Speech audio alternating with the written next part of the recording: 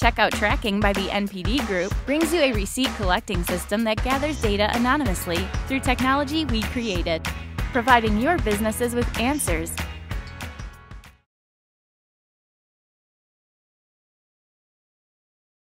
Thanks very much. I'm Martin Macmillan. I'm CEO and co-founder of Bottleneck VC. Here to talk about the credit bottleneck that's choking the app economy.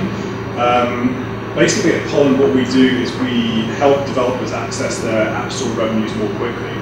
So we set up the business from having been developers, and we noticed this problem sort of very acutely. We couldn't find a solution in the market, so we set out to fix it ourselves. So I'm going to do a little bit of kind of scene setting just now, and then it should become clear in terms of the problem. We see it as a kind of key issue for a lot of indies. This isn't the biggest developers in the App Store. This is the 30,000 ones who are selling games and apps through the major platforms. So everyone knows the stories about Flappy Birds and the Crossy Roads and so on. The idea that a game can launch and just go viral and everyone knows about it and you don't spend a huge amount of money on user acquisition. For pretty much everyone else, it's a myth to think that you can launch and not have to invest in user acquisition in order to be successful. So on the basis then that you know that you're going to have to spend money to acquire users, you look at the next slide here, which is around the cash flow patterns of the major app stores. So basically, as a consumer, you're buying, let's say, levels in a game. Your credit card is charged immediately, but you as the developer are sometimes waiting up to 60, even sometimes a little bit more than 60 plus days to get paid out for your sales by the platforms. So if we work on the basis that we know we need to spend money, and yet there's no money out immediately, let's look at different ways that developers fund user acquisition campaigns. So the first one we see a lot of developers just using investors' money or typically venture capital to fund user acquisition campaigns on launch. This is a very expensive way to use venture capital. So you're using expensive diluted money, you're taking it and you're throwing it straight into user acquisition campaigns.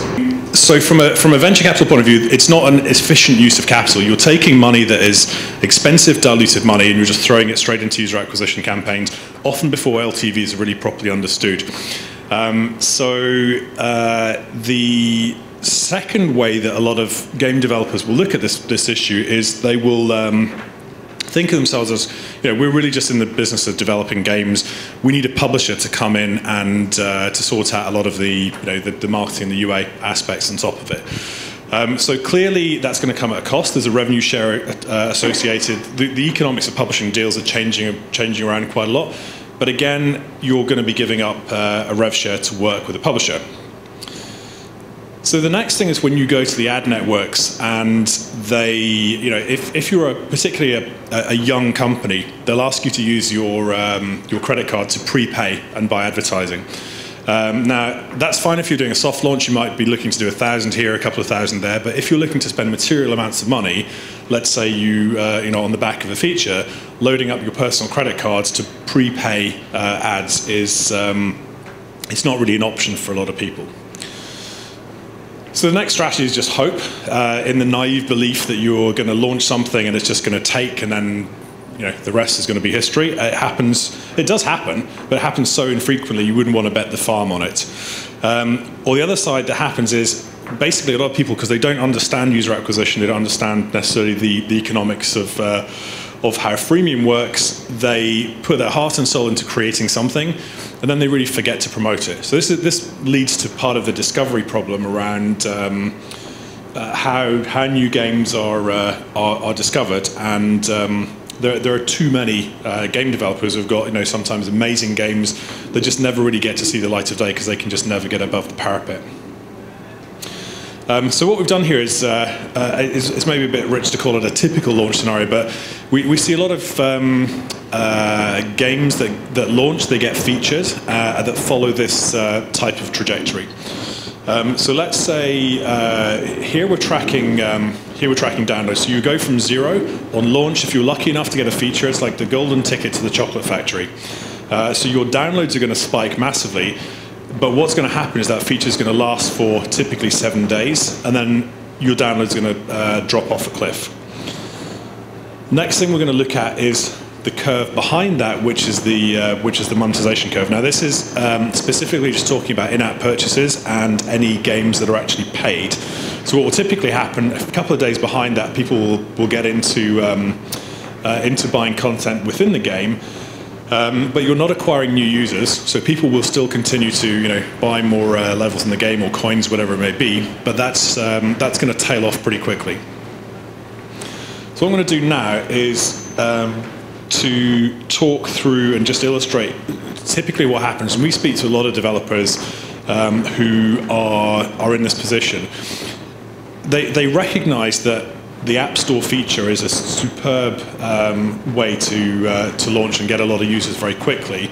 And typically, many of them will say, well, look, okay, what I want to do is want to double down on my user acquisition. But a lot of times, they run up against credit problems with the ad network. So they're either asked to prepay on their credit cards, or they, when they try and get a credit line of potentially meaningful amounts, I mean, $100,000, $200,000, $300,000, they're laughed out of the room because they don't have the relevant trading history and Dun & Bradstreet scores, etc., to support that. So what then happens is they're not able to reinvest into acquiring more users. And so it's a really painful thing to watch. Someone who might have been, right up in the top 10, all of a sudden they're falling really, really fast down into obscurity. Now, if you overlay when they're actually paid out for basically everything under the sort of February-March curve, we get paid out as late as early April. Then you start to understand this very, very short-term cash crunch that a lot of developers are facing, and where the ad networks, if you like, fit in. Of course, what you should be doing at that stage is, if you're able to double down on your paid user acquisition when you're riding high in the charts, that is when you're going to get the most effective. You're going to get the lowest CPIs, and you're going to get the on an effective basis, and you're going to be able to ideally stay up in the charts for longer. So I'm not saying you're not going to ultimately drop down, but if you're able to take that feature and then reinvest on top of it, that's your best chance to support it and acquire a lot more users. So, and the whole point is, if you look at the cost of paid users and then the cost of the free or organic users by virtue of the fact that you've got a chart position, that's when you're going to get the lowest effective CPIs. So just to back this up with some data, we did a research exercise with our friends at Priori Data in Berlin a few months back. And what we did is we randomly selected 40 free-to-play games and 40 paid games that had been featured on the App Store. And we tracked both revenue and downloads. So we basically benchmarked the peak day of revenue and the peak day of downloads throughout that feature. And then we built the curves in aggregate about what happened on a day-by-day basis thereafter. So the caveat here is that some of these guys had big user acquisition campaigns behind them. Some of them had none. So this is in aggregate what happened. So if you look at how quickly they tail off, if you look at by day 60, which is when the payout would occur, in aggregate, these developers had lost around 85% of their daily revenues. So they hadn't been able to reinvest and really capitalize on it. They just lost a huge amount of money, and you could see it as a wasted opportunity. So let's turn now for a second to the different ad networks, and just bring home a few kind of home truths here. If you look at most of the bigger and the smaller ad networks, most of their revenues is coming from the top 100. So particularly those that only have a sort of managed service, they don't have any kind of long tail self-service solution. Everyone's just focused on the big guys. There's an L shape of revenue curve in terms of the different developers on the App Store just now. And most people go to where the money is, focus on the big guys, understandably. So the next thing is, the ad networks, particularly the well-run, especially if they're publicly traded, these companies are not in the business of taking credit risk on young, early-stage gaming startups, which is why they ask you to prepay the ads in their self-service portals, and getting credit is generally very, very tricky. I'm probably going to get lambasted for saying this, but for a lot of them, as a small guy, in terms of revenues, you're just not that important to them. Obviously, they would love you if you started to pop and started to climb up the charts. You'd have everyone all over you. But as the small indie, you don't matter that much to them. And then particularly, if you look at the credit departments within the advertising networks, they don't want to be the ones that are funding your or taking the risk on the launch of your game. The sales guy will always want to do the deal. He'll get paid the commission. Ultimately, the guys running the business, they're going to have to take a view on whether you as a young early stage startup are actually credit worthy to do that. So what we kind of see is effectively like two different worlds colliding. So first of all, this idea of old world credit metrics. So the typical questions will be, how long have you been trading? What's your free cash flow? What's your credit scores? All these sorts of things. Typically, that companies over the last few decades have used to price credit and to see whether they're going to extend credit to a small company. Obviously, particularly in the app economy and particularly with games, things move a lot quicker. Things aren't sort of based any longer on 30-day cycles. Everything's happening a lot quicker. So 30 days is, we think of that as a lifetime. 60 days is an eternity. If you look at the velocity of how quickly these things move and change around, it's happening on a much more kind of real-time basis. So there's sort of two fundamental worlds that are just not connecting. So the user acquisition conundrum. Basically, what I'm about to say sounds patronizingly obvious, but it's crazy the number of developers that don't really think about this.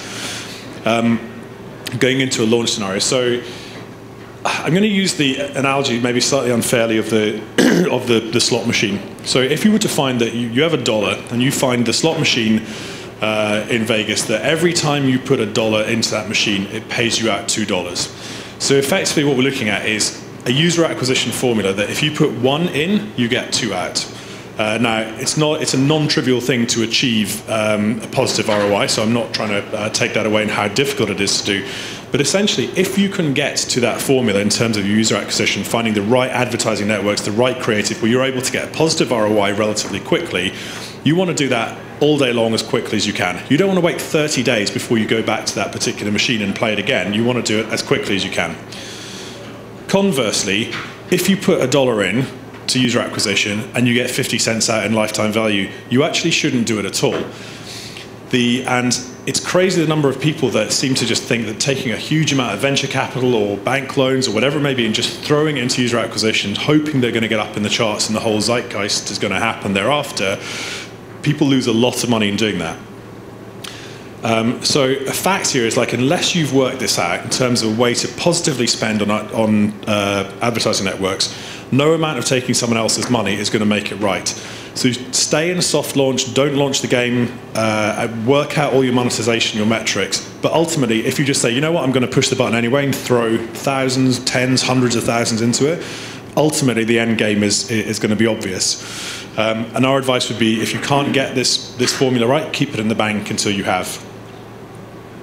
So again, patronizingly obvious to say, but the number of developers that don't look at the unit economics of it is still extremely high. If you can find a formula that you understand your acquisition cost, you understand your LTV, and importantly how long the lifetime value takes, or like how long it takes you to get the money out, then you've got a super interesting formula for successfully acquiring users for your game. So what we're talking about, if we bring some of this together, what we're talking about is basically a new model for user acquisition. So one that doesn't rely on external parties such as publishers or VCs. So we're talking about pulling everything together, no longer running on 30-day cycles, but running on effectively daily cycles. So if you can show that you've got a positive ROI positive formula for acquiring users, and you've got relatively short, at least understood LTVs, then the idea of withdrawing that money and then recycling it back into advertising networks is going to get you into a positive spin. So you're not waiting 30 or 60 days to get paid, then reinvesting it. The idea is you want to reinvest when you're riding high, and the good thing is the game is going to fuel its own user acquisition. So you're not going to be dependent on different funding sources. So if you look at how games companies are typically funded right now, it's typically, either you go down the venture capital route or you look for a publisher. It's incredibly difficult to get venture funding for games companies.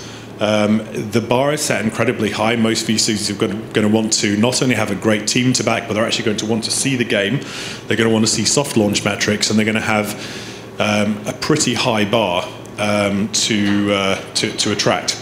You look at a publisher again, and the publisher models are changing. The lines are being drawn in all sorts of different directions there.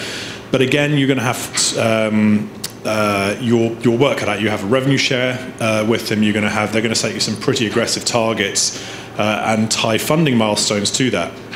So if you think about what you're giving up on the venture side, you take equity dilution. You are taking money in return for a share of your company, and any venture-backed games company is going to be on a certain path, a certain treadmill. You're trying to be the next big, you're trying to be the next Supercell. You're trying to be the big billion-dollar company, and sometimes that is not the founder's expectation or desires and so on, which is why just a very, very few of these companies get funded. On the publisher side, you're going to give up a revenue share, and there are some great examples of publisher relationships that work well. There are a lot of publisher relationships that haven't worked well. So the way that it is emerging, particularly for guys who are not aspiring to be a top 100 developer, but for people who are looking to build a successful games business in the long tail, we think that if developers are smart about how they approach the use of capital, they can actually self-fund. And by that I mean, if you can create a game and you can show that your game can effectively fund its own user acquisition by not having to wait out huge amounts of time to be paid, and to quickly and rapidly recycle money back into user acquisition, then you have a game that's going to fund its own user acquisition. So the key thing is you obviously have to understand all the metrics. You have to have a game that's good, it's monetizing well, etc. And that is I totally accept it's a non-trivial task, but there are a surprising number of people that are getting really quite good at it. And if you can do that, then you are able to build out your games company where you're not taking equity dilution from a VC, and you're not giving up a revenue share and a certain amount of control. So this really is about a smart way of funding games companies that wish to sort of occupy a place in the longer tail. So generally outside the top 100 or so when the numbers get crazy. And it's about keeping control not only of your company but also your destiny as well. And it's about making the games that you are building work hard for you, so you're able to take money out more quickly. And build a really successful games company which you keep control of. So that's really what I wanted to talk about today. Gladly take any questions if any arise. Well, I'll start off the question. Somebody has to pay for this, so there must be some sort of arbitrage, some cost for getting this. So what are the fees that would be charged in order to be able to sort of get access to money early? Okay, so for our model with Pollen, if money is being recycled back into user acquisition, that's done at no cost to the developer. So if you have $1,000 in sales and you want to put $1,000 onto your one or more ad network accounts, we apply $1,000 of credit onto your account. We have different arrangements with the different ad networks, because effectively what we're doing for the ad networks is providing a stream of incremental, non-cannibalizing business. So for developers, we would much rather make this cost neutral to developer. They get all the benefit of it. And for the advertising network, we take a fee from the ad network rather than the developer.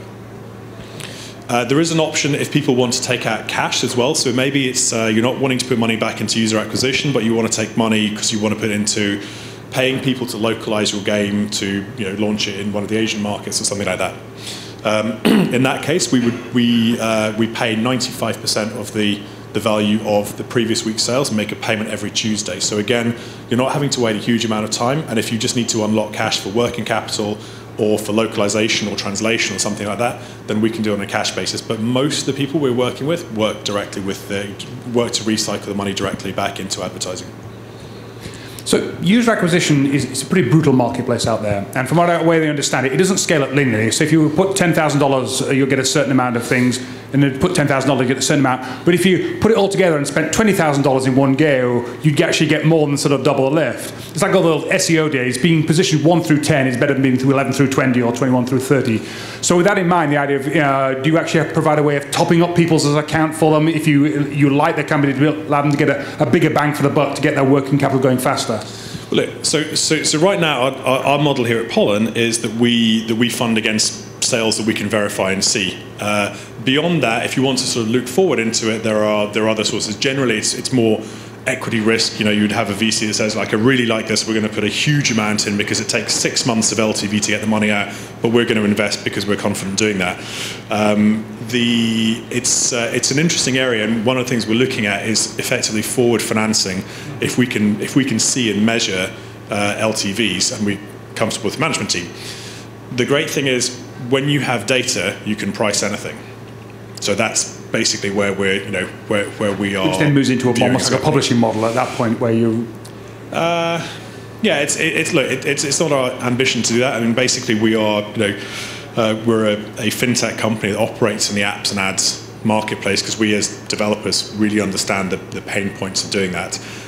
So we would much rather be helping and educating the developers around LTV concepts, around some app store optimization, the things that are going to be helpful to them in helping them grow their own app or game business, really, rather than actually end up publishing or anything for them. Any question with it? Wait for the mic, please. So right now you're only offering a day's worth or a couple days worth of funding, is that right?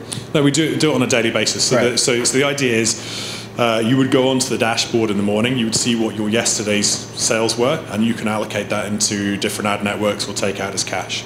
So basically it works on a daily basis in terms of if you've clocked up $1,000 or $5,000 or $10,000 in a day, and the next day you want to allocate that onto ad networks and spend that very next day, that's what we facilitate. So it's a daily recycling. And are you taking control of any cash accounts or anything when money's coming in the game? Or? Yeah, when funds are paid, they're paid directly into us. Okay. Is there like a lockbox that gets created, or how do you? Yeah, there's a secure structure under it, so that in terms of the ad networks, we actually become the build-to counterparty for the ad networks. Right.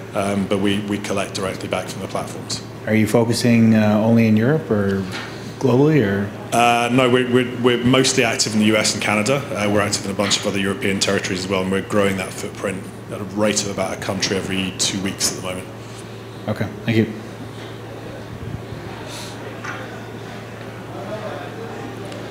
Yeah, when you're giving cash out to the developer, do you actually collateralize somehow the App Store invoice, or you just pricing the LTV number? Yeah, there's a secure structure underneath that we look to have a security interest in the underlying asset, which has been generated. So you can actually secure it in the iTunes Connect account. Yeah, well, look, we have a secure document structure that means that we have a security interest in the money when it's actually paid back in. I see. Time for maybe one last question. What percentage do you hold back for any kind of fraudulent transactions, or what percentage? You always hear horror stories about always being sort of a slight dodgy business in certain areas. What's your experience of actually sort of fraud and sort of chargebacks? So we have a pretty high bar in terms of the checks and the diligence that we do. The great thing is that the app stores, they set the bar relatively high.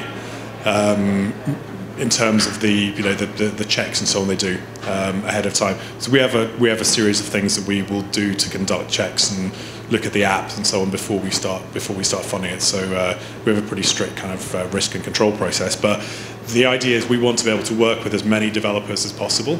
So we're not we're not fishing for the whales, if you like. We want to be helping the guys all the way down to, say $1,000 a month in revenue. And if we can play a part of helping going from 1,000 to 10,000 to 100,000, then hopefully we've done a good job for the developer along the way. Great. Well, thanks very much. And where I do have a booth here. How can they get hold of you? As well, we've got the email address there. Probably the best way if anyone wants to get hold of us is to send us an email or send us a tweet. We have a few people around, but we're pretty back to back in meetings. But if anyone wants to email, set up a time, then we'll see what we can fit in. Okay. Thanks so much. Cool. Thanks a lot. Smarty.